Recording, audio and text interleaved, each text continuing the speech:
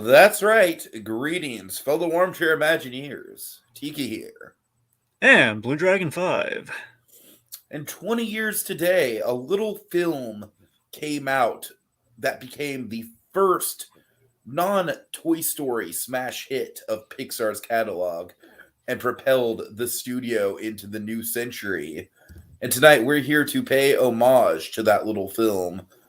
And also, I'm sorry, Dragon, but this is going to be a running theme. Just kind of lament on how old we are. It's the 20th anniversary retrospective of Monsters Incorporated. Shouldn't it make you feel youthful looking back on the past? Why you gotta look at it so No, it blessed? doesn't. I'm just like, I was practically a teenager when this thing came out. I feel fresh as a daisy. You're trying to drag me to the grave. What are you doing? All right, we got Atomic Beast in the comments. Happy to have you, Atomic Beast. He says it's great to see another Pixar class like Up. R.I.P. Ed Asner. Indeed. Dragon, I'm gonna jump right into it. You know, I don't want to be too cynical about the old thing. I'm really just kidding. So after a rewatch, Dragon, I'm gonna just make a strong, definitive statement. All right, you ready? All right, what do you got? This is my favorite Pixar movie. This is my number one after a rewatch. Really? I haven't rewatched it in years and years and years, honestly. Like, because the thing about it is that this was like one of the last movies of my childhood where I was in that phase of like, I'm going to watch this every day. You know what I mean? And so because of that, it got so ingrained in my skull that I kind of just had the mentality of like, oh, I never need to watch this again. I watched it so many times as a kid that, you know, it's pretty much just, it's like mental memory at this point. Dragon, I was a fool because, oh my God, I was not old enough to appreciate how much of a freaking special movie this really is. I don't know. I don't even know what to say. I was blown away by a rewatch. I really think this holds up just as well, if not even better than it did 20 years ago. I think the villains are just fantastic and way better than the modern class of Disney villains. I mean, I really think that that we could learn a thing or two. You know, this is a great example of how even though Waternoose is a twist villain, he's still intimidating as hell and has a great character arc, you know? Oh, yeah. And also, I can just, I have such nostalgia for the teaser trailer, which I'm sure we'll get into, you know, just being super intrigued by the concept. I was honestly too young to appreciate just what a masterclass of an ending this is. I mean, Dragon, you know, I like, you know me. I love a good ending, and this is honestly like one of the ultimate Kevin Smith fucking credits moments in all of cinema. I think it really is. Oh, for sure. Yeah, I mean, and also, Dragon, I just want to highlight one thing just off the top because it really made an impression on me on a rewatch, and I can't believe I forgot about it. Just how disturbing is that scare extractor? It is. Oh my God! It's so, especially Dragon. when I like honestly on a rewatch, it all came flooding back to me. Like, why don't people talk about this more? This is up there with the you know, with the Toy Story 3 incinerator. It's like one of the darkest concepts that I've ever seen in a Pixar movie. God damn. So yeah, and obviously the chemistry between Billy Crystal and John Goodman. I mean, that, you know, that's like you know, the sky is blue. What do you want me to say? You know, I think I love John Goodman, but Billy Crystal in particular, like, this is really like his role. Like, Billy Crystal just owns Mike Wazowski.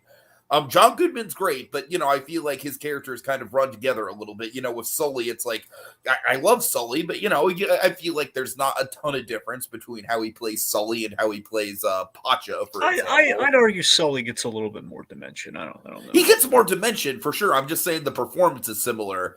Whereas Billy Crystal, man, Billy Crystal is just on a freaking roll in this movie. And at Monsters at Work. I just think he just owns this role. So, but anyways, yeah, I was, you know, needless to say, I was pretty invigorated by a rewatch. And Dragon, honestly, I'm kind of, I'm kind of raring to go for like a whole like Pixar wide rewatch at this point, because I really do think some of these movies I have not seen in over a decade, you know. So I really do think the time is imminent to do something like that. Maybe for Lightyear, who knows? Yeah, Anyways, who knows?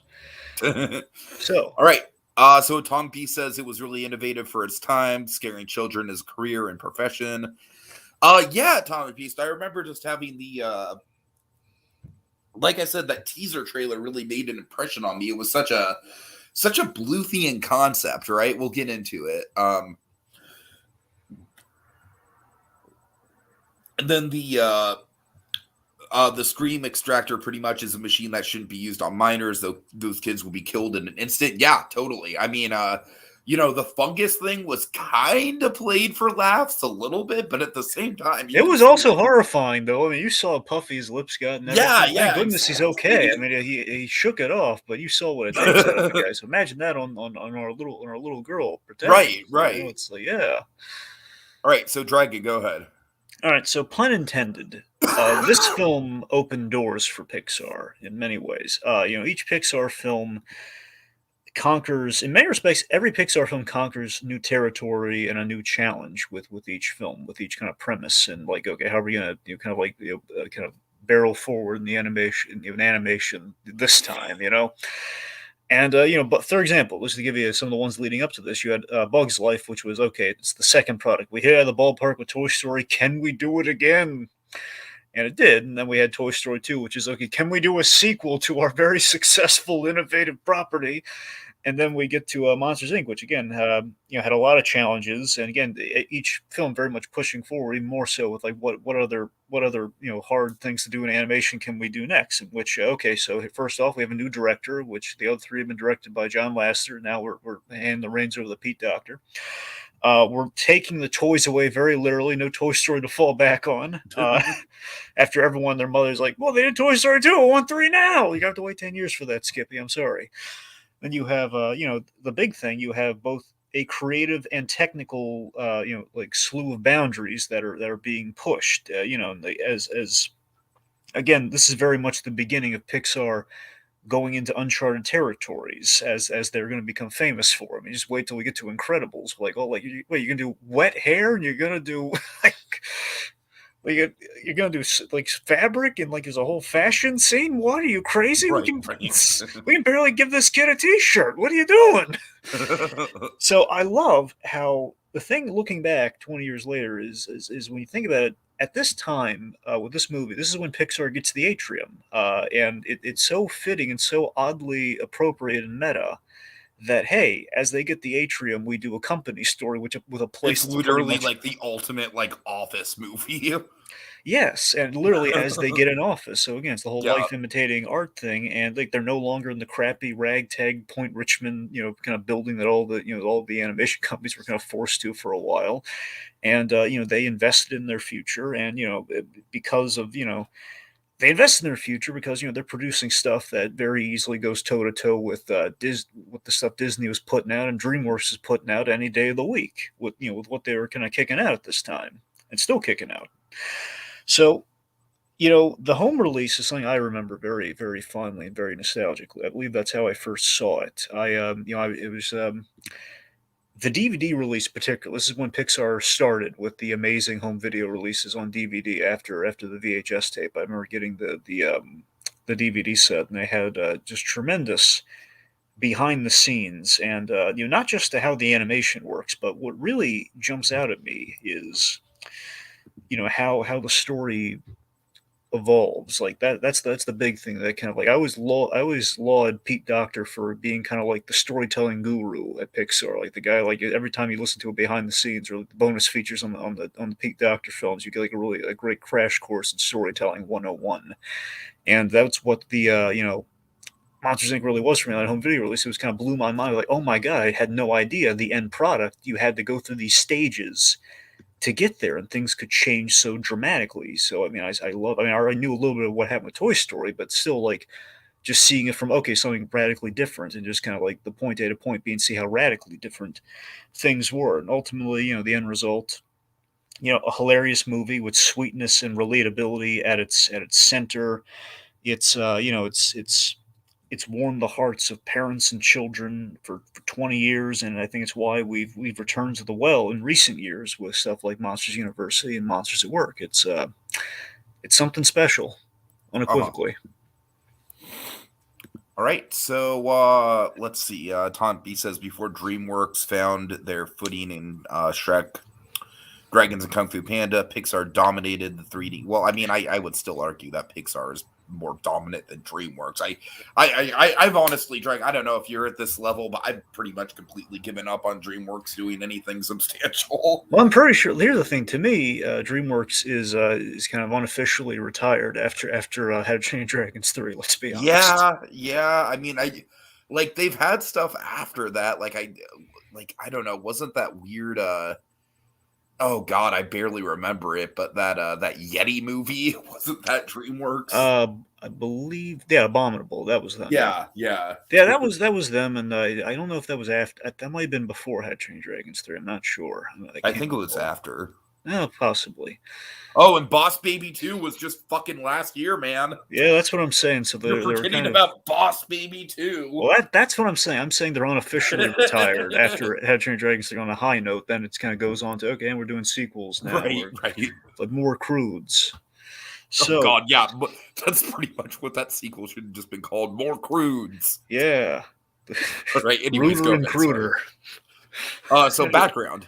Yes. Oh, cool. I had to limit the background because there's so much I I'm could talk sure. about. Well, We yeah. could probably do a whole podcast just on the background if we're being honest. Well, I'll drop a few things when we get into the Uh-huh. conversation. Here's the important stuff. Here's basically how we get in the first place. So, of course, you and I both know very, very fondly the famous lunch at the Hidden City Cafe amongst the brain trust at Pixar, the Big Four, the I Toy feel like Story if the crew. Blockbuster guys did a third season, that would be a good season to do. I would become that meme, Tiki. I would become like the "Shut up and take my money."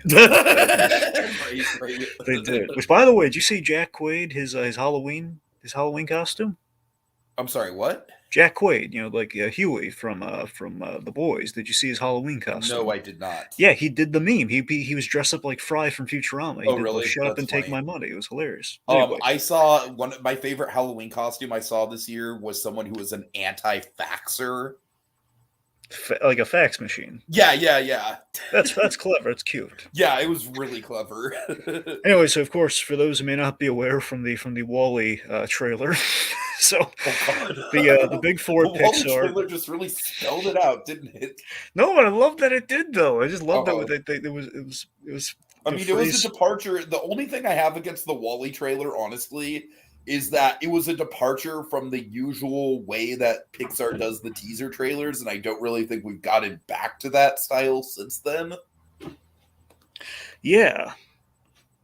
Yeah, I But mean that's true. We have kind of, well, then again, we have like the Lightyear teaser, which is still giving you, it's not like the unconventional teaser, but the it's. Lightyear teaser isn't just like the standalone scene though. I dig the standalone scene. Well, you're right about that in that respect. Yeah. I think the closest we've gotten is probably something like I like Inside Out, maybe. Except that scene wasn't really even part Well, of the yeah. Well, no, part of that scene was actually from the movie, though. That's the difference. right.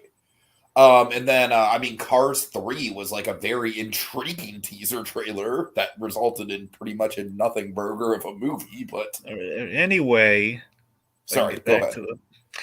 Okay, so you have the Big Four. You got last year, you got Andrew Stanton, you got Pete Docter, you got Joe Ranft. They go to the Hidden City Cafe after the Toy Story comes out, and they're basically like pondering the future, and they're basically kind of having a kind of an idea session where they're pitching, a bunch of concepts, which mainly includes, kind of the initial, I believe, roughly the initial 5 to, I don't know if you want to count the sequels in that equation, because they were talking about Toy Story 2. So I mean, the initial like 5 to possibly 6 Pixar films, including Wall-E.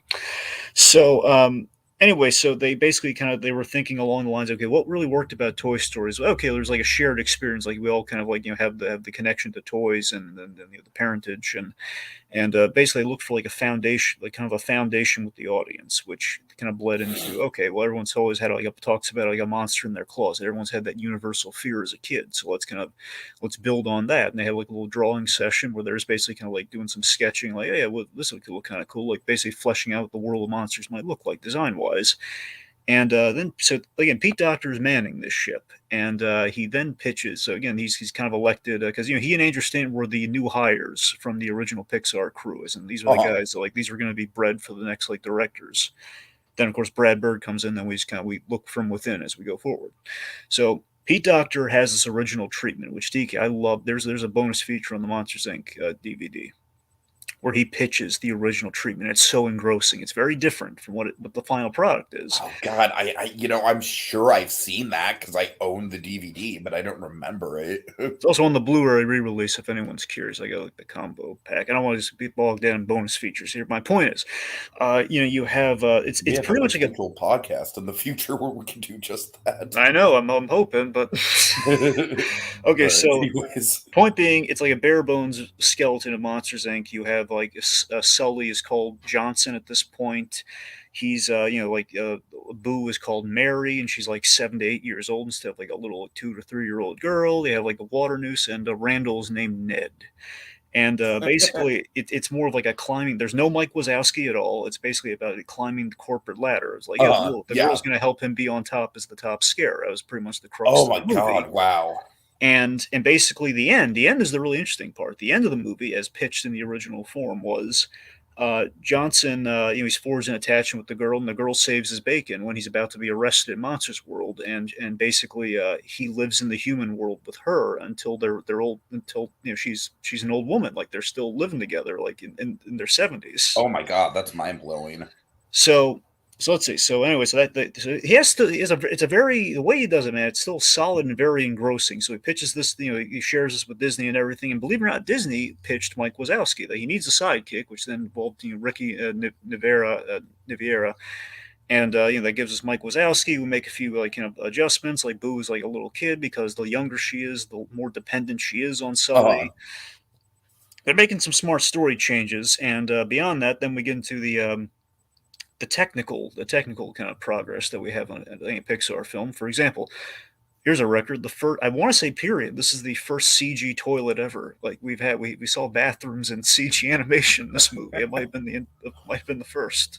It's like the Milk and Trek. It was like the unsung hardest thing to animate. Yep. So let's see. Of course, the actual hardest thing to animate, the hair and fur simulators. Of course. So yeah, Fizz T was big. That's what they call the physical hair tool, like the frizziness, and like how they basically do it without having to animate every single hair, which would be maddening and means the movie wouldn't come out till 20 years later.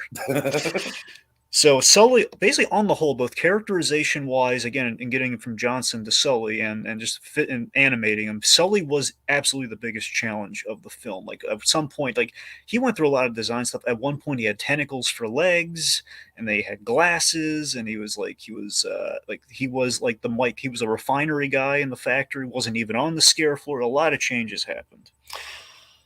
And let's see. So but I want to tell you about the teaser. I don't know if you know about this. The teaser. So when they made the teaser, it was way before the movie was finished. It was probably one of the first things they animated. I pretty much figured as much, and it's one of my all-time favorite teaser trailers for just that reason, because it's like basically all they have is just like that very loose, tantalizing, like I said, almost like Don Bluth-esque concept. Yeah, and the thing is, like they did that teaser the way they did. They had them both in frame because you think about it, Mike would not be going with him in the ultimate, final version, but they did it that way probably because they didn't fully figure that, which I don't think is the case. But the main reason they did that is to get Billy Crystal and John Goodman in a scene together and just get the banter going, get the chemistry building. So that was where they basically figured out the dynamic of those characters, which was like the guiding kind of like true north of the movie, along with Sully and Boo. Like that's how they figured that out. So the teaser is very important in what became kind of the final product and one of the strongest things in the movie. Now you're probably wondering, 2001. That's and the movie comes out in November. Something kind of big happens. Oh yeah, I vividly remember that. It was honestly probably like one of if not the first big like movie releases after 9/11. Yeah, I mean, you had that, and well, they're working on this. It didn't come out till so you had Lilo and Stitch, but that came out in 2002, if I That came recall. out in the summer of 2002. So that's Yes, the thing. But then when they were working on it, they were in the thick of it, and they had scenes animated when that happened. with the And plane. similar, Yeah, yeah. yeah, that was Now a that, hot mess. and that's why I bring that up. So they did a similar thing, just less noticeable, happened with Monsters Inc. They had a scene animated they had to change because of 9/11. So when Harryhausen's is, the CDA comes to kind of cordon off Harryhausen's. Originally, the gag was they just blew it up and they animated the scene where Oh they just blew up the Jesus! restaurant. Oh God! So that's why you have that random, just kind of giant, decontamination bubble there. It's like, okay, well, obviously we can't do that. That's But so many people very grateful that when 2 months later everyone's trying to decompress from the tragedy that happened. There were so many grateful people saying, "Thank you so much for this escapist film. We needed a laugh. Oh Thank you yeah, so no, much." I mean I remember that, man. I was like, I was like 11 years old at the time, but I definitely I definitely remember like just going to the theaters to see a movie of this quality. It definitely was an escape even for me, even someone that young. Yeah. There's kind of a funny gag where up to this point, like until I want to say until Cars and mainly Ratatouille, but let's just say Cars for argument's sake. There's been this running gag in those initial Pixar films of Disney gets to go to Paris and they get to go to Africa for their research trips and everything for their films, and going to China and everything. Pixar, they they get to Honestly, go. the Route 66 road trip is one of my favorite examples of that. Yeah, that's what I'm saying. I was like, that's their version of it until until you get to like a Ratatouille where they finally get to go to Paris, but only for like 3 days. Right, So right, it's yeah. it's just so funny that like Bugs Life, they get to go into their backyards around like Point Richmond to do the to do that with like a Lego mounted camera, and then you Uh-huh. have the then here it's like, well, we're in kind of the office building, we're in kind of the Yeah, factory already, so exactly. Right. we don't get to go on the research trip. Anyway, so the DVD comes out. It's jam packed with features. Also, the big thing I need to mention about the DVD. Do you remember the chimp? No. Oh my God, you don't remember the chimp? I Really? don't remember the chip. No. Yes, yes. Oh my God, I can't believe you don't. It's okay. So, all over the behind the scenes, like they do the studio tour, and pretty much when they lead off all the bonus features, you have this. They threw in just a chimp in shorts walking around the atrium Oh in God. all the bonus features because Lee Unkrich loves monkeys and he loves chimps, and they put him Yeah, in there, I and it think I was. did. Now that you're mentioning it, is yeah, it is kind of. It was a very random thing, but yeah. So that's the thing. They only did it for the DVD. Like it's not like a regular thing or anything. But so many people that would then later in later years worked for Pixar, like our generation, you know Uh-huh. they uh they keep telling Pete Doctors like the reason we came to Pixar was for the chimp. Like they would so many people were entranced as kids to come to Pixar because of the chimp freaking behind the That's funny. scenes. So gets the Oscar nomination. The year Monsters Inc. came out was the first feature animation category for the Oscars, and sadly it lost to Shrek. But hilariously, they had I like some don't agree pre. with it's like I have more respect for Shrek now than I did as a kid, if I'm being honest, which I is mean, look, kind I'm of not weird saying in Shrek retrospect did. because as a kid I didn't really as a kid I just kind of saw it as a stupid comedy, and now I see like the merit in it. But still, I think Monsters Inc. As much as I like Shrek, Monsters Inc. is a far better movie. Yeah, that's the thing. Look, Shrek was. I don't understand why they gave it to Shrek because DreamWorks finally had a winner, had a big winner that year. But And it's like Shrek still was like a really. cultural phenomenon. That's what I'm saying. But it's still like, oh man, look at how great Pixar did it this year. Why did we Yeah, give I it to know. them? It's like it's a But shame. The Dragon, first I year. have to just go back to this is something that we've referenced before, but I have to go back to the little animated vignette bits that they did when they were announcing the I know, awards. I know, And and they were just like doing like the other movie that was up against Monsters Inc. and Shrek was Jimmy Neutron. and they And basically all. they cut to the cast of Jimmy Neutron. They're all just kind of like politely clapping, like, yeah, we know we're not gonna get this. And you had like Mike and Sully doing like the polite clap, like, yeah, we're happy Right, about right, this. Yeah. right. Which that's what I'm saying. At least they bought it back with that, which I thought was really funny. Okay. Right. And that's all sure. That's all the kind of the important stuff. So, all that said, let's dive into this puppy. All right. So, where do you want to start? Okay, so we had like the jazzy opening credits, which sets a really fun tone for the kids, so they don't get Was that scared. inspired by 101 Dalmatians by any chance? To my knowledge, I mean, stylistically, I'm not sure. I don't believe It so, but very much reminds me of that. I do think it's kind of ironic, given that Pete Docter would do a film on jazz years later, that we kind of have the jazzy theme in his first movie. I think that's kind of it's kind of Oh, funny. I mean, jazz has been all over Pete Docter's films. That is true.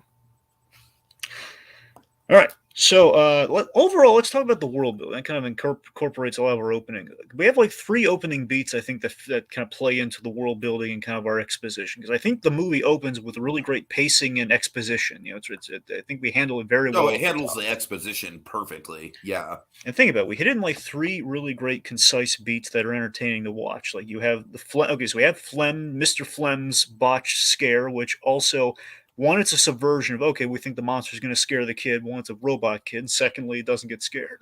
Mhm. And secondly, we foreshadow the laugh power, which is really clever. Like, okay, the solution to our energy crisis has been under our nose the whole time. But like, yeah, this guy's a great comedian. He's just not so great at scaring.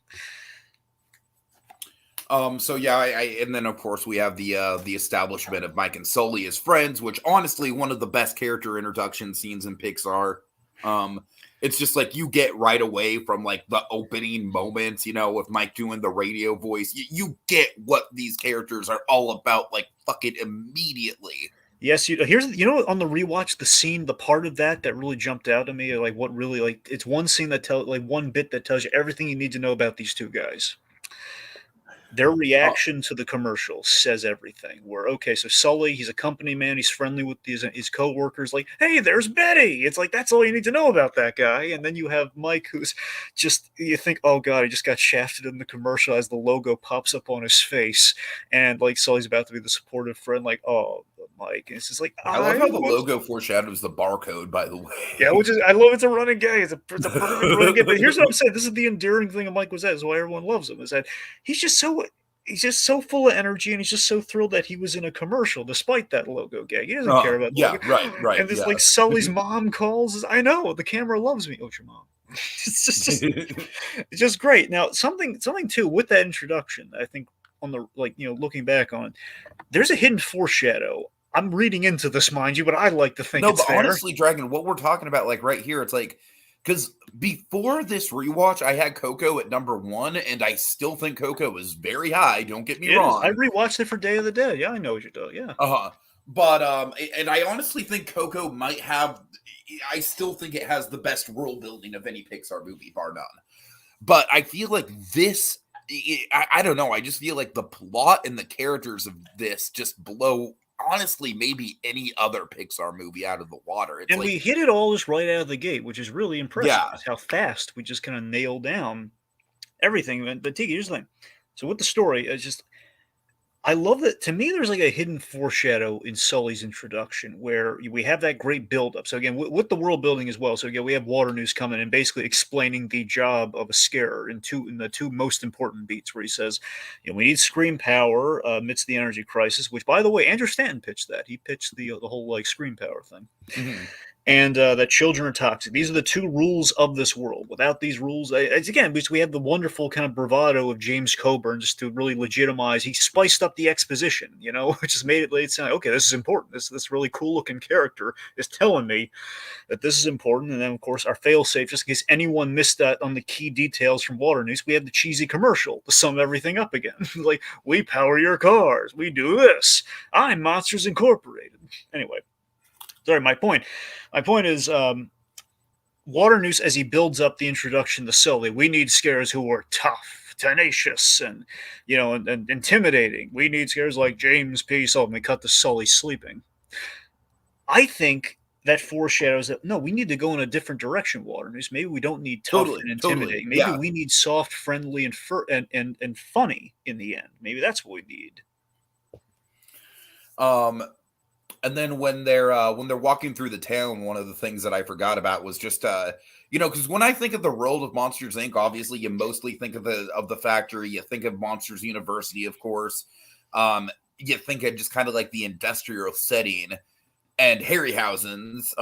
I forgot how much of the town we actually see in this opening little walk that they go on. Let me tell you something really interesting about that. Looking back, Tiki, Uh-huh. the setting, because as you said, majority of the film, I basically I love that Pixar's working with their limitations this early on, but they're making it sing and not seem at all like there are any limitations with how they're doing that. Where okay, so basically the movie takes place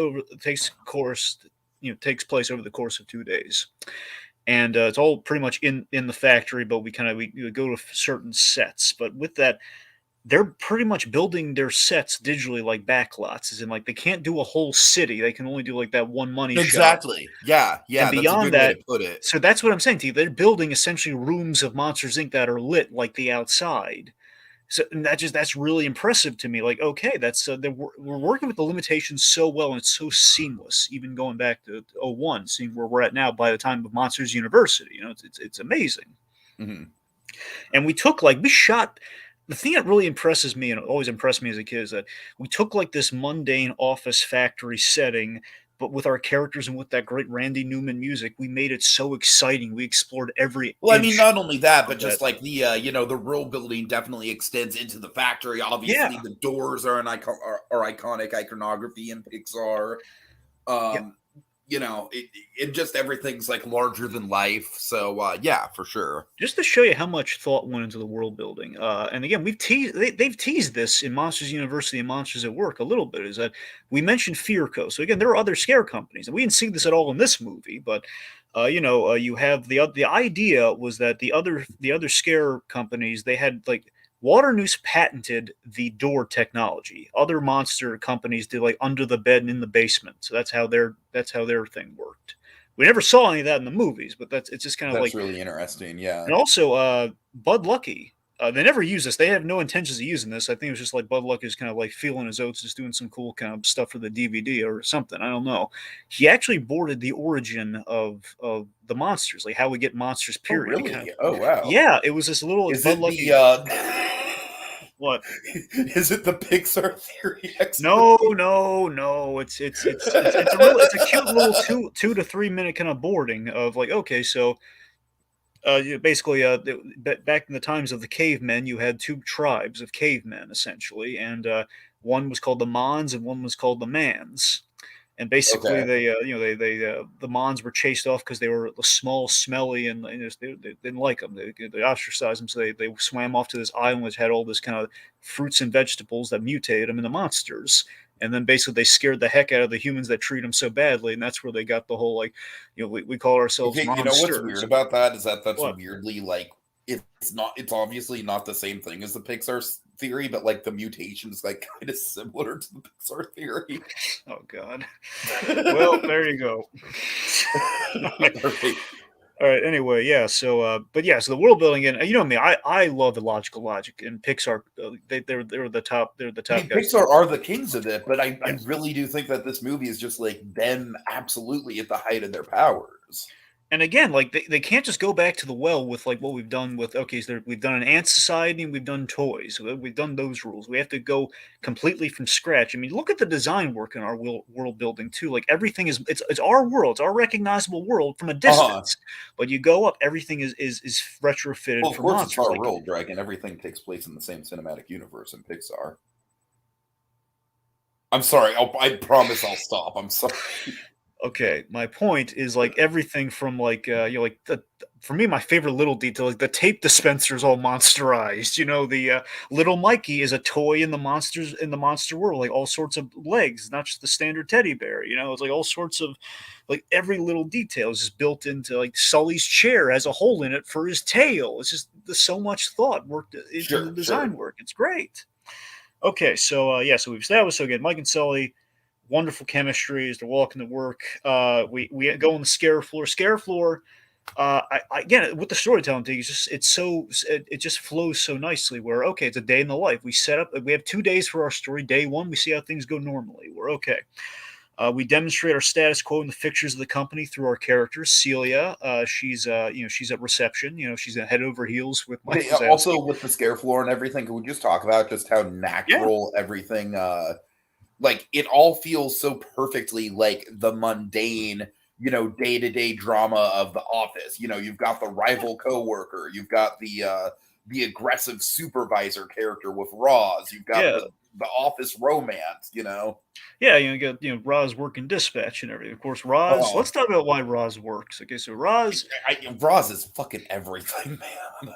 Roz is voiced by the wonderful now director and story man extraordinaire Bob Peterson. Went on to co-direct Up, and of course Bob Peterson's wonderful. I love him. And he directed all the Forky Ask Question shorts. So Bob Peterson. Just doing this hilarious. Again, he just did the scratch. A lot of times, what happens at Pixar is they do the scratch, and when it's just really funny or just really works, they keep the scratch voice, which in this case, I really respect Pixar doing that. It's like it's worked so well for them, like time and time Joe again. Ranft as Heimlich the caterpillar. Yeah, scratch. It's like he's in the voice mode, of course. Yep, of Edna mode, precisely. Yes, they couldn't do better than the scratch, and it works seamlessly. And so again, I think what works. I think the reason Roz has stood the test of time is the pairing her with Mike Wazowski. Just the opposites that they are. Is that Mike Wazowski is just like the consummate, like he's so optimistic and up in the air, and then Roz is just like the super cynical hard ass. Yeah, where just Mike is like this ball of energy. He's nothing but like a little bowling ball of charm. And like the one person his charm does not play with in this entire factory, not counting Randall, because Randall hates the fact that he's charming, but the one person the charm does not play with at all is Roz, who's just basically just the sluggish bureaucrat. I'm watching you, Wazowski. Always watching. Goldenrod. I get the goldenrod. just very flat, just complete opposites. And just honestly, really funny Dragon, like the whole Gary thing from Monsters at Work just makes the stuff even funnier. And also, just with the Billy Crystal of it all, every comedian's worst nightmare is Roz. It's like the one person is like, it was not going to laugh, apparently, unless you're Gabriel Iglesias. It's not going to happen for you.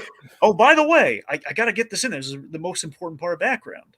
Squeeze in. So Mike Wazowski, Billy Crystal, do you know what Pixar character Billy Crystal was offered before Mike Wazowski? Oh, God, no, I don't. So the reason he said yes to Mike Wazowski instantly because the role he turned down was Buzz Lightyear. He was the first. So that would not have worked at all. So that's the thing. So they did the animation test to convince the actors. John Lasseter did it for Tom Hanks with like a scene from Turner and Hooch, and he used the scene from Harry Met Sally for Buzz Lightyear for Billy Crystal, and Billy Crystal turned it down. He says every time he's interviewed about it, he says he's been kicking himself ever since, and that's why he instantly said yes. Like, you offer me another role, I'll take it. Mm-hmm. Worked out tremendously. All right. 23-19. Yeah. I got to admit, Dragon, these guys, they did genuinely scare me as a kid. I love how intimidating the CDA is, and of course, sadly, a little more relative than they've ever been before. Well, the weird thing about that is that, like, at the time, it was also kind of like, you had like some 9/11 parallels, Yeah, there was the anthrax scare, and then right, exactly, so that's the thing. So it's weird. It's like these guys have always been like kind of like weirdly like socially relevant. I think the reason the CDA are as intimidating as they are, I love that they too are like there's monsters with jobs. Where they really, as we saw later on, we humanized them. Like they're all in the bathroom at the same time. They're like, can you sign this for my daughter? It's like like the CDA, and of course we find out Roz is a member of the CDA, which that instantly just makes them way more likable. So that's what I'm saying. So I just like that there's a layer to the CDA, but the fact that we cover them up and we give them that bombastic, kind of entry. With the Randy Newman music and everything too. Like Randy Newman did an excellent job with the score. I don't mean to keep going to that, but my point is like you have moments like that, and you have like my favorite runner in the whole movie. Honestly, it's my personal runner is I love the hallway running scenes so much in this movie. I I love, mean like, that water news moment. Like I know. we'll get to water news. I'm I mean, excited to get to water news, but that obviously is the best one, but even building up uh-huh. to that, that's what I'm saying to you. We took something really mundane of, okay, we gotta get our characters from point A to point B. I love seeing Mike Wazowski run. He's in a panic and he's running down those hallways, and it's just there's something intense about it, even though we're exploring every ounce of the set here. And with the CDA, it's like when they come in, it's business and it's something kind of scary. And we demonstrate through poor George Sanderson Uh-huh. what's happening here as he gets shaved because he has a sock on his back. And to me, the stakes, if you think about it, the stakes are kind of minimal, but it's more prideful than anything else. But that scene sets up the very simple stakes for Sully. Is that we, the audience, like Sully, who is a very hairy guy. We do not want to see Sully shaved like George.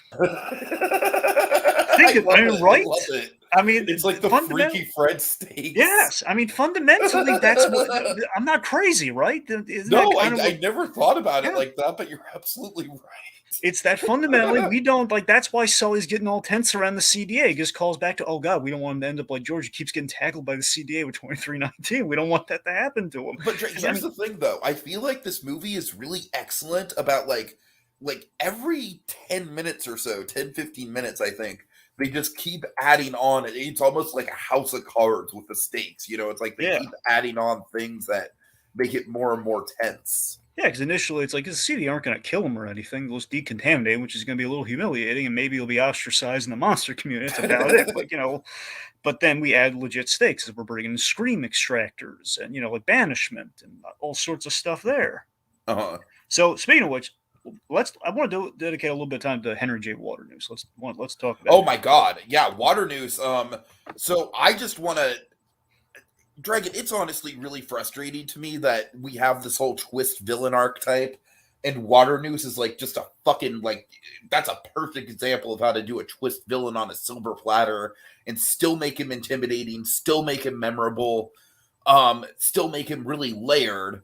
And then meanwhile we get bullshit like Hans and Assistant Mayor Bellwether, and I I'm mean, just like, what are we doing, yeah, guys? Pixar had a really good thing with the twist villains going. You had the Prospector and Water News. They were like the top Uh-huh. tier of that initially, and of course Lotso being kind of like usurping some positions later on. I But don't like, I don't necessarily consider Lotso a twist villain though. well, Like you, okay, you maybe pretty you're much knew he was up to something right away. well. I mean, they did play it like a twist though when it like in the moment, like we thought Lotso was like the I don't know that one's I don't But I know. mean, like in the marketing, they pretty much haven't had him as a villain, Yeah, right? I mean, they kind like this way. They didn't spell it out, but that if you were the astute moviegoer, you'd probably be able to figure it out. Sure, sure, If you were yeah. if you were a kid or in the general audience, you would not see it coming.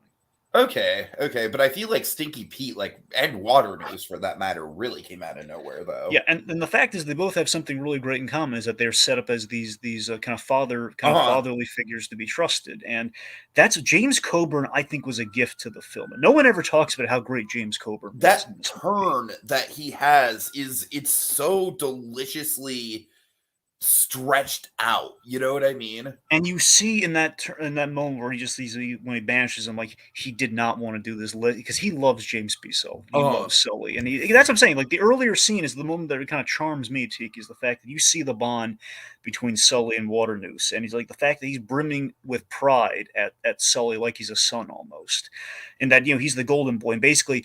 Waternoose is a character who was pressured by legacy in that he's the third. He was Waternoose the third. His grandfather is the guy who came up with like the door technology. It's the whole reason the company exists. So he's clinging to the past versus looking into other ideas, which is it's so interesting because he's looking at Sullivan as the future of scaring, when in reality Sullivan is the future, just not of scaring. Uh-huh. I just found that really interesting. And again, it's like this corrupting, slippery slope where he turned to Randall to double down on the old philosophies, and that sent him down this dark path and these shady tactics. And I just love that Waternoose isn't an evil guy, but he made evil choices. Is that he didn't want to do these things, but he thought it was like the best of a bad situation. I honestly think with Water News, the best example of him like being the villain is just through the eyes of Boo and the trauma, the childhood trauma that represents. Oh, of course. I mean, my God, yeah, what happened there? Yes. I mean, everyone remembers the hallway, but you know what I forgot about? Give me the child. Yeah, when he's like trying to get through the Yeah, door. I know when that door, and also Yeah. we got to talk about this because we keep talking about how intimidating he is to you. We got to talk about his design is so The design awesome. is perfect because it's just like he goes from like a lovable father figure to just terrifying like instantly. He's got like this grandfatherly presence, and I love how he's dressed. That's the thing. I love that he's really dressed, but he has like these giant crab legs. He's got like the crab hands, and he's got like the 5 eyes. He looks so great. And he's like, it's initially just a really cool design to a really frightening design when he's running down those hallways. And oh god, it's amazing. All right, so the point being, so we set him up as someone to be trusted, and yet again frame kind of the energy crisis that hopefully Sully will be key in, kind of helping kind of weather that storm. So we brought up Boo a number of times. Let's talk about. You don't want to talk Randall next? Yeah, you're right. We should talk about Randall. Yeah. Okay. So Randall, again, as I mentioned earlier, we both mentioned earlier, with the fixtures, like we're seeing a day in the life. We have kind of the fixtures where we have the rival, which is Randall Boggs. Just another underrated performance. Steve Buscemi, honestly Steve Buscemi's best performances, in my opinion. I thought he was. I don't necessarily think it's underrated. Really? No, honestly, I think Randall, like he stands toe to toe with the best of them as far as memorable Pixar villains go, in my opinion. That's good to hear. By the way, doesn't it suck that both Steve Buscemi and fucking Kevin Spacey are both like super problematic nowadays? Wait, really? Is there something going on with Buscemi? Well, with Steve Buscemi, his politics are pretty off the deep end. Well, I mean, that's not exactly. I wouldn't equate that. No, I don't want to put him in the same league as that's what I'm saying. You kind of obviously Spacey's a fucking he's like the real life Lex Luthor, and it's terrifying. Would I be correct in assuming you're throwing those out because they were both in Pixar films? Is that why you're kind of... Yes, because they were both in Pixar films, and also two of the best Pixar villains. That is true. There you go. All right. And so it's just, and they kind of came out literally right after each other too. That is also true, yeah. Oh man. Right. I mean, don't get me wrong. It's like I feel like Hopper is like iconic, but it's Kevin Spacey. It's just hard to go back to anything that he's in, unfortunately. Yeah, well, I mean, unless it's like a villain role in which, he's already kind of except Seven, because it's like, hey, look, he's playing himself. That's what I'm saying. I mean, I think with Spacey have like the villain roles. I think kind of makes that more palatable. Let's not dwell on that. So, but but with Buscemi, it's more just kind of like, oh Jesus, Buscemi, come now. I mean, like just since we brought up 9/11 earlier, I mean, he does the firefighter benefit and everything. He's been putting some good out. Yeah, but all right, fine. The point, I don't know any of the politics stuff. Let's just. So, okay. Randall. Very similar to James Woods, if you know about that situation. Ironically, another Disney film. Yes. Anyway, so Randall, just this, basically he has this Invisible Man kind of presence when he does the chameleon. Oh, totally. Especially the modern Invisible Man, oddly enough. Now, granted, honestly, I will admit, the fur is wonderful. I honestly think the camouflage effects on Randall are equally impressive. They are, especially with the really great idea when he bumps into something, he momentarily takes on the texture, the appearance of it, which the is one great. really cool moment in the California Adventure Monsters Inc. ride. Well, that and draws at the end. So, we set up Randall as basically he's like that jerk from high school or something that just he's bullying Mike Wazowski and he wants to outdo Sullivan. College boy. Yeah. Can I just say Randall is such a better character than that? Yeah. Oh yeah. Of course. Yeah. I mean, I know I kind of defended that character, but now I honestly forget. No, I mean, you loved Duncan, man. You kept Duncan, every time I couldn't get you away from the Duncan love. I know, but Randall just I don't know. I don't want to. Anyway, again, Randall. But the point being, Randall's a bad guy. So anyway, just focusing on that. So yeah, he's And here's the really great thing about Randall is he's like Boo's monster. So I love that Boo throughout the film. She has like a sixth sense for when he's around. Like she gets really scared and gets really tense. And it's like she runs into Sully's arms because she knows that he's around, even before he enters the scene. And of course, tell me the portrait jump scare didn't get you. Oh yeah, totally. God, it's so great. Like when Mike's doing that great run and then he hides and just honestly, what? You remember how I mentioned I watched it a ton of times as a kid? Yeah. That always was like the one moment where it's like, okay, I'm like, I know it's coming. I know it's coming. You kind of have to brace yourself for it. There was a really great alternate pitch to the portrait jump scare that I kind of wish was in the movie, but I mean, it wouldn't have made as much sense as the portrait. It was basically there was like a two-way mirror of sorts where basically Randall could not see Mike hiding in the other room when he was looking for him. He was just like picking his teeth, and Mike got paranoid that he knows he's saying come here, I see you with his finger. Also, we got to talk about that bathroom scene because it is legitimately kind of terrifying. Yes, when he just keeps hitting the It's door, like Hitchcock suspense, man. Absolutely, and again, I love that the movie. And again, then it's that one moment where he just pounds the door opens. Said they're looking at the newspaper and not not everyone you're looking for in that stall. Just great. I mean, honestly, I mean, too, with Randall, he gets so intimidating. I think the money shot of the film, of course, to me, the best part of I think the greatest visual moment of the entire film. It's when Sully is hanging precariously out the door in the middle of the chase. Mm-hmm. And Randall has gotten the drop on Sully. He's basically through like three-dimensional space. We have like this two-dimensional kind of door with like a dimension on the inside, and he's just like kicking him out the side. And he's basically hanging on by two claws, and he's stepping on his hands. Don't worry, Sullivan. I'll take good care of the kid. And it's like, oh my god, how tense can you get? That's Randall's crowning achievement of evil stuff that he's done right there. He's gonna terrify this poor little girl and basically strap her to that Scream Extractor. That Scream, we need to talk about the goddamn Scream Extractor. Yeah, let's do it. We already did to a certain extent, but like Jesus. So the coolest, creepiest thing about the Scream Extractor is that it's made out of like the piping and like the stuff that we've like the scream canisters and everything. So I love that there's like a logic. There's a scary logic to the design where it's like, yeah, I mean, the canisters already kind of extract scream, but never violently. It's just like they're like batteries, they're batteries storing the stuff in there, but like making it a thing that like injects or like not injects, removes the screams like by force. Is just kind of terrifying. It's like every kid has a fundamental fear of things being taken from them, I think. Sure. Yeah. Okay. Let's see. Any other beats with Randall?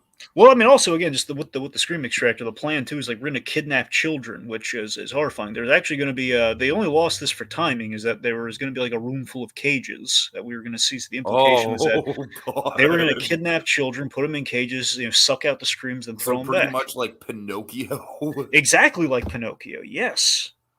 Oh man. But I mean, with Randall, I mean, I was going to save it for the door chase, unless you want us to talk about it now. We can talk about what happens to Randall in the end. Yeah, go for it. Yeah, so Randall, of course, after awesomely Boo gets revenge on her monster, she scares her monster and beats the crap out of him, which is just awesome. Randall's out of the job, and we toss him, we trap him in a Bug's Life, which is great. Right. I totally remember we throw him into the trailer. That's how we get the Pizza Planet truck. We toss him into the trailer from A Bug's Life. All right. Okay. So yeah, Boo. I mean, my God, like Boo is just absolutely the heart of the movie, man. It's just every freaking little second and emotion and expression is just so well executed. It's like I feel like if Sully and Randall were both powerhouses as far as the technical side of animation goes, Boo was a powerhouse as far as like the emotional side of the animation goes. You got to remember how difficult they're very trepidatious in the early films about doing humans, because Toy Story, they got away with it because there's like a plasticky sort of thing with the toys, and you could always make the argument, well, it's kind of from the toys' perspective. I mean, even in Toy Story 2 with Molly, it didn't look great. That's what I'm saying, and it was always like the gimme of like, well, everything else is amazing. We'll get the human. The humans are hard. Humans have always been hard, and you could always make the philosophical thing. Well, from the toys' perspective, the humans look a little plasticky. Oh my God! Which, if you want to be that guy, regardless. Now look where we are, Dragon. That's what I'm saying. Regardless, yeah, look where we're at now with things. We Luca. We're getting expressionistic with the humans now. Right. So that's my point. Is that like to do one human character, we got to make her look good, and so it won't distract her, like when we're bonding with her. So again, there was a lot of effort that went into getting Boo just right, and. If Boo doesn't work, the movie doesn't work. I mean, bar none. She's everything. Exactly. I mean, Roz is everything as far as the entertainment value goes. Boo is everything as far as the heart goes. So I want you to think about this, Tiki. So I think the brilliant analogy for the movie with the Boo Sully story is that it's this analogy for the terror that new parents feel. Is that, oh god, and like there's the fact that we have the great hysterical just conceit of the movie. This giant monster is terrified of this little girl at first. She just calls it Sure. Kitty. So you have that, and again, that's the analogy for parents just being very afraid of being parents to their new kids, like in this case, like a 2-year-old. And I think it's a great shift from think about it. Toy Story 2 is about leaving the nest. It's like you preparing for the fact that your kids will soon leave the nest and you're getting up there. And then you have this one being the new parents, and then you have Nemo being okay, the parents themselves, being fearful that they're not, the Gee, overprotective it's parent. almost as if these movies were written by a bunch of new parents or something. And that's what I'm saying though, like different ages on these parents, and they're Yeah, being yeah. reflected in the films, and like how great an idea, Inside like if Out, we're of gonna course. exactly, and isn't that such a great like angle to approach, like It's a really children's good runner movies for from. them, for sure. And again, it adds like a strength to like movies that are made for children but also I mean, can hell, connect to the even Up is parents. kind of like, like getting a getting a child later in life, Yeah, like kind of like having the found father figure. again, yeah, the found father figure and the like the whole unfinished love story, in this case an Right, unfinished or an right. unconventional family of sorts. Yeah, Finding second love. Dory. I mean, we can keep That, going. that, that that's my point though. I'm saying just in the beginnings of things you get to see kind of the flow of where we're going with this, so it's Sure. really I just think it's like I think it's a beautiful analogy for the film. But so also I love that looking back on, I love how an act of Oh friendship God, given. Coco. Yes, Tiki, yes. I'm sorry. I'm sorry. Now that you point it Yeah, out, it's I like it's know. everywhere. Yes, and of course the mother-daughter thing with Brave and Well, yes. all right. So I love how looking back on an act of friendship, given that the Boo is kind of the rift between Mike and Sully as we get to the low of lows of Act Two and that sort of thing. Is that like Boo is kind of the cause of that rift. I love that an act of friendship is what causes that mess in the first place. Where like he gets Mike's paperwork for him. Like like I just love I'm sorry, I love the mundanity of like okay, goldenrod goes to Roz. Like leave that one and leave the puce. What's puce look like? Huh, that's what puce looks like. Anyway, yeah. So all this happens after the very concrete setup that we already talked about. Like okay, so we see how it's like in the scare floor, the energy crisis. We've done the great exposition, and now Sully's in big trouble because he's violated the king law of like, oh god, there's a child in the monster world. It's like I brought in a nuclear bomb. Mhm. So, by the way, if anyone's ever curious about what Boo's name is, it is Mary. Yeah, yeah. Yeah, Mary Gibbs. That's the little girl who did her voice, But and I will still pitch that the Channel Awesome thing that they did on a hypothetical Monsters Inc. 2 with a grown Boo. That's one of the best things that they've done in a long time. I know everyone's down on Channel Awesome, and that's fine. I'm down on them too from personal level, but right.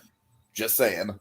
It was a really intriguing concept. Or it's just to kind of shout him out because it's been 20 years and he did a lot of good for Pixar and obviously has a big hand in with the Boo of it all. Rob Gibbs, who I assume is the reason Boo was always called Mary in every draft of Monster since the original treatment. So I assume he was involved in the story process, naming his daughter after the title character. So yeah, he brought in his daughter, and Pete Docter basically played with her in the record session. She was like 2 or 3 years old when they did this. So like he Uh, had like a little puppet, like a sock puppet and everything. He's oh my like god. Mary, will you sing for me? And he's just like it's Oh just my really funny how god. he's Jesus.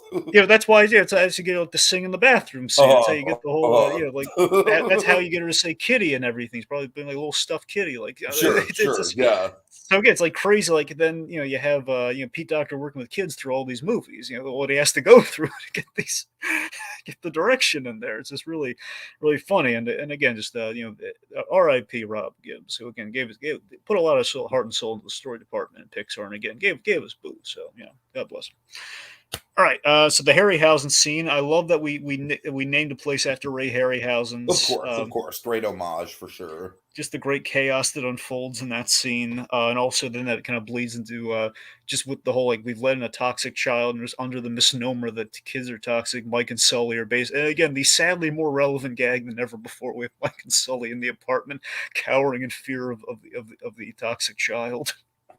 with like the makeshift protective gear and everything, and like Mike spraying himself in the eyes with a disinfectant, which is, if there were ever a relevant meme, kids, that would be the one. So we planted our seeds really well in that scene too. The most important seed gets planted in that scene, where laughter causes a blackout. Laughter way more powerful than screams. And Sully puts Boo to bed, which of course leads to the beginnings of the Bye Boo theme, Diggy. Uh-huh. Yeah, which of course that's where Sully's arc really gets started. You know, we have he's starting to care for Boo, and I think ultimately what we do, like when we get to the other the big payoff with Sully and Boo's arc, is that Sully scares Boo, and it's a heartbreaking scene. Okay, yeah, I'm glad we're getting here. Let's see. Yeah, these scenes are really very. Yeah, go on. Atomic Beast has a comment about it. He says, "Can we talk about Sully realizing he spent years traumatizing children? He learns that he cripples children at a very young age." I know, that's what I'm talking about. Right there, Atomic Beast. You got it, buddy. I mean, Jesus Christ, this really, like, as a kid, I had no idea how powerful this moment was. And I love because I had no concept of parenthood, you know what I mean? But now as an adult, like, obviously I'm not a parent myself, but like, you know, I know people who have kids, and yeah, this is, oh, Jesus Christ, this moment is so palatable. So Pete Docter had an analogy for this scene that I feel was just so perfect. Where he said, it's like when you bump your head, the kid's head in like the car door or something. It's like you feel awful about it, something you can't take back. Yeah, for sure. When you've unintentionally, or even when you child. Like, I could see, like, like my dad, for example, like he would kind of get frustrated when we'd be on a road trip and he'd make a wrong turn or something like that. You know what I mean? And it's nothing against him. It's like very much like just the circumstances. But in the moment, you're just like, okay, like this is kind of a tense moment. Yeah, it's also like it's ever parents ever had like a temper tantrum or is kind of lost something, or it's like lost their cool for a moment. Like I imagine, especially with the young kid, could easily happen if they're doing something. You don't mean to get upset at them, but it's going to happen, and it's just to feel awful about that. And I love that exactly what Atomic Beast said is that.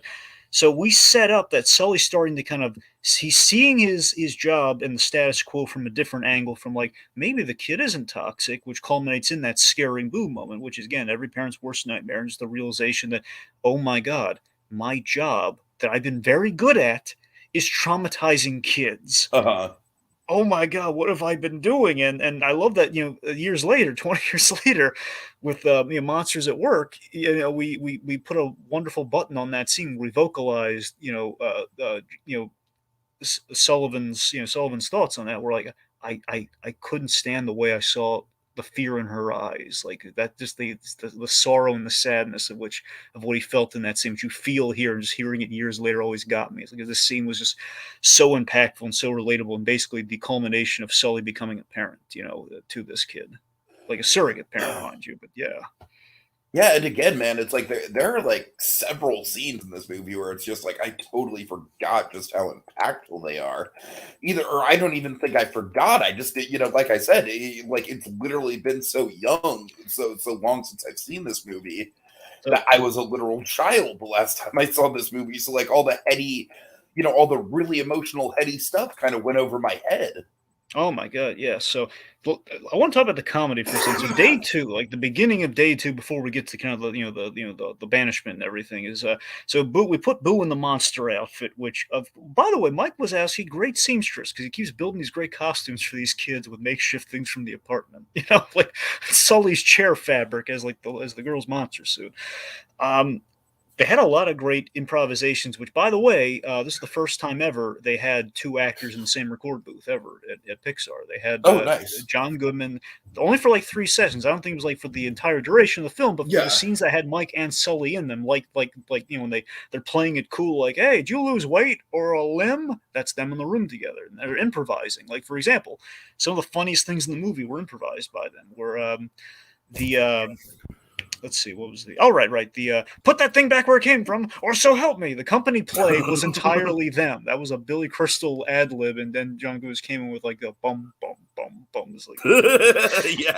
It's just so darn funny, and The thing that cracks me up is bring an obscure relative to work day. Just how they excuse Oh God. why they brought Boo in. Like, oh yeah, she's my cousin's sister's daughter.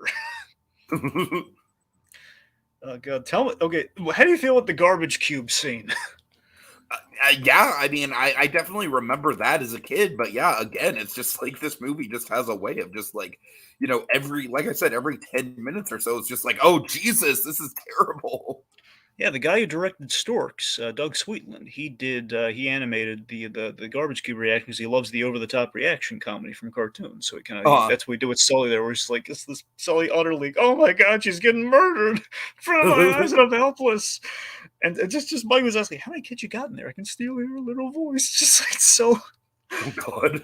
so darn funny. Again, the movie's Honestly, got the whole, great like, I comedy. can still hear her little voice. That might be, like, one of the funniest Goodman deliveries in the movie. That's what I'm saying. The movie is just Like, it's it's such a so dramatic moment, but it's like, at that point, it's like, okay, she's fine. yeah. Again, we cut to her like meeting all the other monsters. Get to we the Right, audience right, know yeah. she's perfect. She's safe as hounds. She's fine. But I just want to highlight again the movie is just one of Pixar's funniest movies. By the I same mean, token, also it's one of Pixar's funniest, but also one of its most heart. cerebral, which just Yep, makes it so good. Yeah. I know it's a perfect marriage. So let's see. Oh, well, okay. Here's something we got to talk about. Okay, so we got to talk about him because he's the bad penny of Pixar in the best of ways. Let's talk about Yeti's Cave. Let's talk about John Ratzenberg as the abominable snowman. Well, I mean, first of all, like with John Ratzenberger, like obviously it's a big role for him. I feel like it's the role that kind of like submitted himself. Like, yeah, this guy's gonna be around. Yeah, We're gonna keep this guy around for a while. He's kind of a good luck charm. But what I forgot is like again, I forgot just how genuinely like intense and emotional Mike and Sully's fallout is. yeah. I mean, not just a fallout. It's just like I love that it was Tiki. It was just like one line where we said, all the greats banished, the Loch Ness, Bigfoot, abominable snowman, and what do? We banish our guys into the Himalayas, and they're trapped. It's like this dour, like freezing atmosphere. Is like, oh my God, how the heck? And the door doesn't work anymore. How the heck are they going to get back? Uh, It's just it's terrifying. And yeah, so here's the thing. So there's another tradition. We rarely talk about this tradition, but there's another runner in all the Pixar movies. So there's a sequence in every Pixar movie they've nicknamed Yeti's Cave. So oh, Yeti's really? Cave is the nickname for the hardest sequence in the film, and this is where it began. This was the hardest scene in the movie because of what you just mentioned, the fallout of Mike and Sully. Because crafting the low of lows moment and like, okay, so how the heck do they shake off the low of lows moment from here? And we have to plan out this fight really well. And there again, things change in the story. Originally, like Mike was supposed to get engaged to Celia, which would have caused an additional rift, which they had to throw that out. So there's a lot of stuff to figure out. Plus, you're introducing the abominable snowman character. We have to figure out how Sully gets back to the human village. This scene was like a nightmare. I had to reboard this scene so many times to get it right. So that's why every difficult scene, like for example, when we introduce Muntz in Up, that's called Yeti's Cave. Yeah, totally. So all these You know scenes. what I think the secret ingredient was? Very much pun intended. What, Tiki? The yellow snowballs. Yes, the snow cones. Just because they added just like even in like the intense moments where Mike's so frustrated with Sully that he's just throwing the snowballs at him. It's just the fact that it's the snow cones, it adds just this little air of humor to it. I just love that he's just been hermitized. We're just so happy to have guests, and he's just been making snow cones in soft time. Of course, later on we learned that he's been in the mail room, which just kind of adds like a great level of like, again, this is the perfect John Ratzenberg role. He does mail. He's just he's very friendly, very chatty, and it makes snow cones. Who doesn't love this guy? All right, let's see. So, of course, so then we had the big again, the Yeti's Cave bleeding into the technical struggle of getting Sully with all the hair. You got to imagine, this is the most difficult scene visually to animate in the whole movie. Sully going down this snowy tundra to get down to the village, and because you have all this snow and the simulators, which they're not sure are going to work, and plus you have to get all the interaction between the environment, which they don't do until Incredibles, really. So it was not easy. But yeah, I just loved it. For me as a kid, like just when he lands, like, yes, he made it. Like, so when he lands, you hear those screams like, "Oh no, where's his sled? Where's Rosebud? No. He's all good. So then, of course, I love the last third of this movie so much. The energy, just everything comes together so flawlessly to me. It's Yeah, like, I mean, I feel like we've already kind of talked through a lot of it with the water new stuff. yeah, But what else do you want to hit we on? got to talk about my favorite scene. We got to talk about the door chase. Oh yeah, I mean, this is like it's one of those things where I feel like it's kind of like an infamously like Disney. What are you doing? You have an attraction concept right there on a silver platter. Yeah, Tiki, let me tell you just how much I love the door chase sequence, okay? Right. When I was a kid, I asked I asked Santa Claus for the door the door Oh my chase play god. set for Monsters Inc. Okay, because I was so in love with this sequence and it just captured my imagination so much. I think it's like 36. They actually have a number. It's 36 million doors Are you in this scene. serious? Yes, 36 million doors, and each level that each door, each all these door stations are on, the door hangers are on, the size of the Statue of Liberty. Oh my So god. basically, Wow. each platform can hold a Statue of Liberty. That's crazy.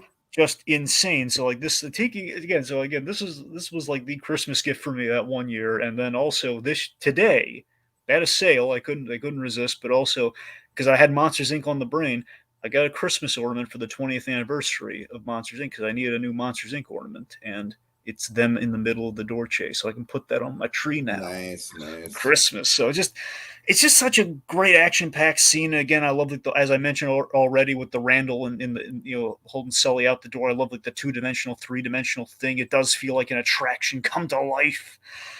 It's just so it's a great action set piece in a movie that doesn't necessarily need a lot of action. It's just a lot of people. It's just running around a lot until we get to this scene where it's like, oh god, they're jumping from doors. There's a giant fall at play, and we've been staying at a stationary location for so long. We get to jump into the rooms of these kids through this chase sequence. We get to go like global throughout this whole chase. It's just brilliantly conceived. Uh-huh. And of course, we have our matchstick moment where okay, we've survived the chase. We have Boo's door. Now we just got to turn the power on, and the power's been turned off. And then we have the water deuce chase, which, as we already mentioned, is amazing and terrifying. All right, and then that of course leads to the ending. I mean, it is really funny, seeing all the monsters at work stuff where it's like, we have a lot more context to what goes down in the ending. Yeah. Yeah, we've now filled in the gap of how we exactly get the laugh energy at the end, the success of Right, laugh yeah. energy. Yeah. So You want to talk about the Ros reveal at all? We yeah. kind of So mentioned it. we have our smoking gun moment with with Water Noose, where again it was a really great it was a really great reveal, by the way, after Water Noose says, "I'll kidnap 1,000 children before I let this company die," which is just a perfect villain. Very line similar for to him. De La Cruz's downfall. Yes, and again the prototype for De La Cruz's downfall. One could argue, yes. And Leon Cruz was co-directing this movie. He was there. Right. Anyway, so yeah, then we reveal Roz has been the leader of the CDA the whole time, trying to find out, who's behind this sort of thing. She had no idea. Went all the way up to Water Noose. Wasn't it great how Roz was really understanding with the whole Boo thing? Where it's just like when Sully said, "I just want to send her home," he says, "Very good." I just love she was kind Oh of yeah, getting. totally. It absolutely just softens her character a lot. Even in Monsters at Work, I love that in these little exchanges, because she's always dealing with Mike Wazowski, which is hilarious. So rarely does she deal with Sully, but when she does, I think she has, again, through her way and through her delivery. It's kind of it's subtle, but it's there. I think she does hold Sully in high regard. I like to think. Uh-huh. I like to think. Anyway, yes. So then we have oh god, we have the bye Boo scene, which essentially is we play the music again, and we hit the what we think originally is the final goodbye. And you know what really hit me about this scene on the rewatch? Mike saying, "Go grow up," and then Sully is kind of putting her to bed with the final goodbye. And essentially, what's happening here is Mike. It's I'm taken telling him you, man, we need that sequel for her as an adult. It would be interesting for sure, because the big thing we could do is, like Child imagine. psychologist. Child psychologist. But here's the thing. It's just it would be so patently successful. It's a question of like, there's that question of should we do it or should we not do? But if we did do it, everyone would be cheering in the theater the moment you hear her say Kitty and Mike Wazowski. The moment as a grown woman, she says Kitty, because she doesn't know if she retained his name or not. She's just gonna say Kitty. but I just love the fact that Mike, the whole rift in the friendship is because he couldn't get like why he was going out on the limb for the kid until after the debacle in the Yeti's cave, and just like Mike saying with some love in his heart, they'll grow up, and it's just that's the acknowledgement of, even at this young an age, they have to have the empty nest syndrome moment, which is really heartbreaking. Of like you have to say goodbye to the kid, much like any parent would, but while she's young, which is like double the heartbreaking. It's like 10 times as heartbreaking. You say goodbye to your children while they're still children. Mm-hmm. Just tragic. And seeing that door shredded just breaks your heart. But then we have the uplifting bit after we have like the pride of Sully in a tie being the boss of the place and laughter. So yeah, I always knew that this was a great ending, but like rewatching it with everything else in context, it's like it's up there with the all-time great endings in cinematic history. I think I really do. It cuts at like a perfect moment. It's oh god, just goosebumps. And just the fact that it was like Mike's gift to him too. Just the fact that Mike in the whole movie up to that point had been like he just doesn't get why that relationship, and this is like the ultimate like I understand now, and I want to give you what your biggest heart's desire right now, because you're my friend and you've always been there for me. You went to get my paperwork. I was going to Harryhausen's. We've always been very close, and I'm going to give you the one thing I know, because you have it taped to your clipboard, the one thing that's keeping you down amidst your success in life, the one thing you're lacking, which is that connection. So it's beautiful. And I love that it's without dialogue at all. Once it needs every piece, and then it's just silence from there until we hear Kitty. Just like the pace is. I love how slow it is initially. As he untapes it, puts it in there, and they tested this, Tiki. They had like the screenings, and they asked the audience what they wanted from the movie, and everyone wanted to see Boo, but they refused to show Boo. Mm. They refused to do it. It's like like the audience wants it. Like every studio knows, like show Boo. We're not doing it. We're gonna leave them wanting more because they know what she looks like. It takes away the power if we see her again. It's got to be Sully with just the happiest look on his face. There's your perfect that look on his face just says it all. Yeah. It's everything. It's it. That's how you did a good job as a storyteller, knowing that people identify with this character. They love this. They love what's happened. They've been on his side the whole movie, so they just want to see him be happy in the end.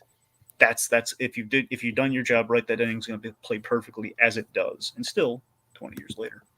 And then we go out of the theater on a John Goodman, Billy Crystal song. Yes, I love this song so much. Oh, it's great. It's great. Yeah. One more. I love at the end we're saying one more time. Where did everybody come from? That's just all right. So yeah, I think that's about it. So big thanks to that guy, Miscellaneous, and of course Atomic Beast for joining us in the comments. Dragon, why don't you go ahead and do an eloquent outro wrap up for this? Right. Okay. I'm going to say something because I forgot to mention in the conversation. Then I'm going to wrap it up nicely. Okay. Okay. We said a lot of nice things about Monsters Inc. I'm going to tell you the one thing I don't like about the movie. Oh no. It's very small, folks. Don't get afraid. It's just I don't like the smelly deodorant sprays, the odorant sprays gag. It's the only because I hate the idea that wait, how is Boo standing the smell of these guys? Because like wet dog and all this sort of stuff. It's like the one thing. Right. That's like literally the only gripe I've ever had against Monsters Inc. Okay, final thoughts. Folks, this is one of the films that gave Pixar immortality. Soon to be in good company as like once you get your Nemos, your Incredibles, and everything else. But still, this was a huge earmark. After Pixar could have retired on Toy Story if they really wanted to. They could have. But again, Monsters Inc. gave them immortality. Never would I have guessed that in 20 years we'd find ways to return to this world. With more story to tell between Monsters University and Monsters at Works, adding spokes to the wheel and adding seeing Sully as him being such a humble guy in this movie and going to the less humble roots and just seeing the arc there and get him what it meant to him to be on the scare for all that sort of stuff and how important it was to get the laugh power. And I think all of that is due to the fact that Pixar made a classic pure and simple. Pixar makes films in a sense. In a sense, Pixar makes films because they care. And judging by this film, 20 years later, even, they care a whole heck of a lot. All right. Well said. Yeah. All right. So thanks everyone for joining us. And I'm just going to end on just this classic gag that's not even from the movie.